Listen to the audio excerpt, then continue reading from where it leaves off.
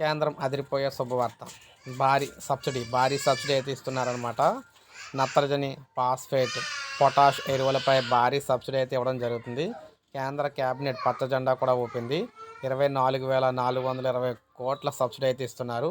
ఖరీఫ్ సీజన్కి సంబంధించి వర్తించమన్నమాట ఇదంతా కూడా. మిగతా ఎరువుల ధరలు యథాతరంగా ఉండబోతున్నాయి. కోటి కుటుంబాలకు 300 ఉచిత యూనిట్లకు సంబంధించిన కరెంటు, ఉచిత సోలార్ విద్యుత్ అయితే అందించబోతున్నారు. నిర్ణయాలను వెల్లడించిన కేంద్ర మంత్రి అనురాగ్ ఠాకూర్ గారు అనమాట. సో ఈయన ఒకటే చెప్తున్నారు, లోక్సభ ఎన్నికల నేపథ్యంలో కేంద్ర కేబినెట్ కీలక నిర్ణయాలు అయితే తీసుకుంది. రైతులకు, సామాన్యులకు ఊరటనిచ్చే పథకాలను వెల్లడించింది. నత్రజని, పొటాస్, ఫాస్ఫేట్ ఎరువులపై భారీగా సబ్సిడీ అయితే ప్రకటించింది.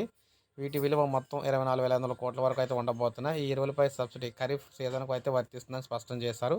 ఇక మధ్య తరగతి, అదేవిధంగా దిగువ తరగతి సామాన్యులకు ఉపయోగపడే విధంగా దేశంలో కోటి కుటుంబాలకు 300 యూనిట్లు ఉచిత సౌర విద్యుత్ అందించనున్నట్లయితే తెలిపారు. ఇందుకు సంబంధించిన సూర్యఘర్ సోలార్ పవర్ స్కీమ్ను ఆమోద ముద్ర కూడా వేసింది.